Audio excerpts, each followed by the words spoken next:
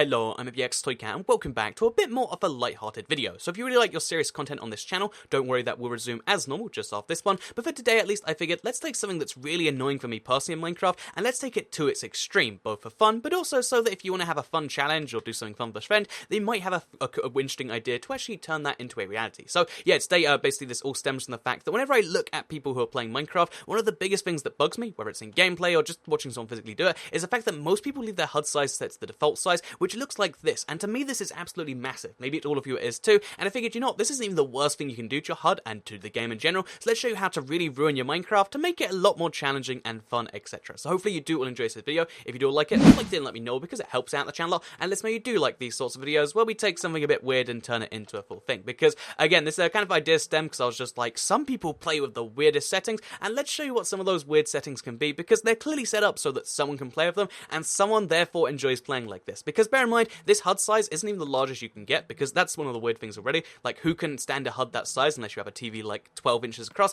But if you actually set your HUD size to 3, it gets even bigger than that. So look at the size of this thing.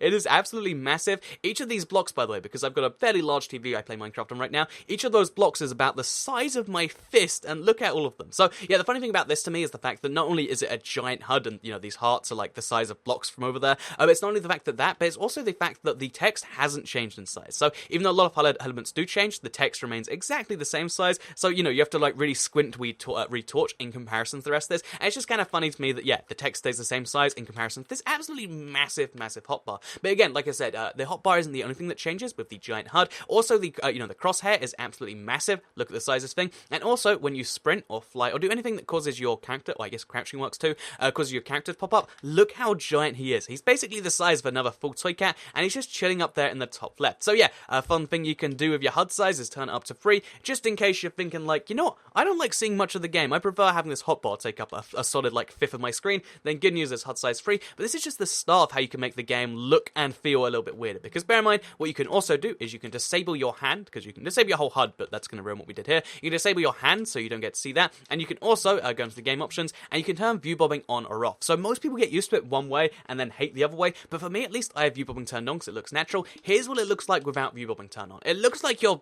like, I don't know, like gliding along the ground like a snake or something like that. I mean, I'm running, but it really feels like I'm not. It feels like I'm just, again, hovering like a Dalek or something. It's very, very bizarre stuff, and it's what you actually kind of feel like when you have view bobbing turned off. And yeah, if you turn it on, if you don't like it, then it makes you feel a little bit nauseous, because you're like, I'm meant to be gliding, but suddenly I'm walking all of a sudden. And yeah, basically having view bobbing turned off is weird enough, but then have the hand turned off, and things get really weird, because you eat and just random particles appear from nowhere, because you can't see the food either. If you use your bow, then randomly your screen just gets a bit pulled back. Basically, weird things happen when you turn off your hand, and if you combine this with the bigger HUD size, you combine this with the thing, things get very bizarre. So, as a fun fact to do with the map actually shows your hands regardless of that setting, so you only have hands just to look at the map, which is really, really, really weird actually, but still, yeah, as you can see, hands appear from nowhere, and then they vanish after that, which, to me at least, just a little bit bizarre. Also, I'm only using one hand right here. Isn't that weird? But yeah, with that said, that is they're the first few things you can do, but this is just kind of what the game looks like. Now we can go into the really messy bits of like, how the game controls, because bear in mind that the console version has lots of different controls, lots of different settings,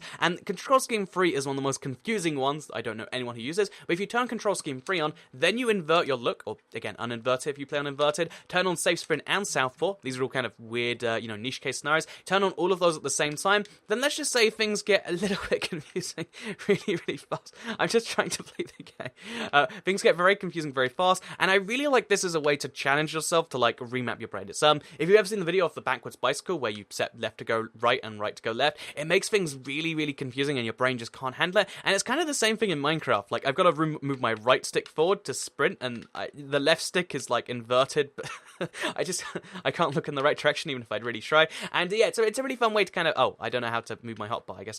It's left and right in the D-pad. Isn't that nice? But yeah, basically it's a really fun way to kind of remap your brain and teach yourself to do something a different way. Whether that's something you find useful or not is, I guess, something entirely up to you. But I really love the idea of like really challenging your brains to something that you think is kind of simple. It's right trigger to pull a bow back. So yeah, now that we know we can do that, what we can also just mess around with just a little bit more, make it even harder, is your sensitivities. So yeah, a really cool thing about the sensitivity in Minecraft is it doesn't just go from, like lots of games from like, let's say 1 to 10. It goes all the way from, if I can find it all of a sudden, it goes all the way from 0 0 to 200. So bear in mind that 0 sensitivity is literally means, you know, you can't do anything. But even if you go anywhere close to 0, so even if you go to something which seems quite high, like, oh, yeah, if we go to like 40% sensitivity, that's going to be just fine, right? But bear in mind, even at this level, this is the speed you move at. Like, to do a full rotation, it's going to take me like 10 seconds, and that's at 40%. That's a fifth of the way to the max. Bear in mind, if we go all the way down to, you know, pick a humorously low value, like your age or something, go, oh, 21%, that should be really fun. Then look at the sensitivity we're going to go at. So now,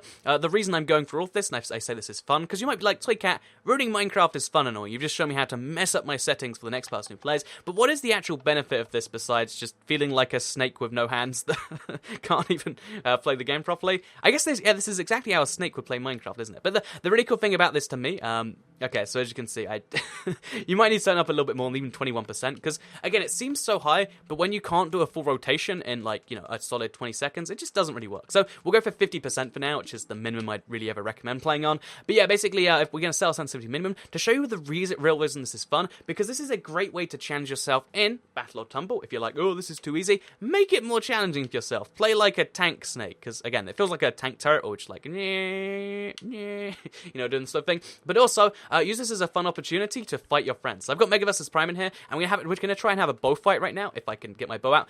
So we're going to try and have a bow fight right now, just to just to show how this thing actually goes. And you can see just how ridiculous this is. So I think he turned his sensitivity up to max, do the exact same thing I'm doing here. But as you can see, like, it's a really fun thing to like fight with your friends when neither of you really have any idea what's going on. Because if you don't normally, it's 8 to break blocks. If you don't normally, then it's going to be really, really tricky to like, okay, wait, can we get out of it?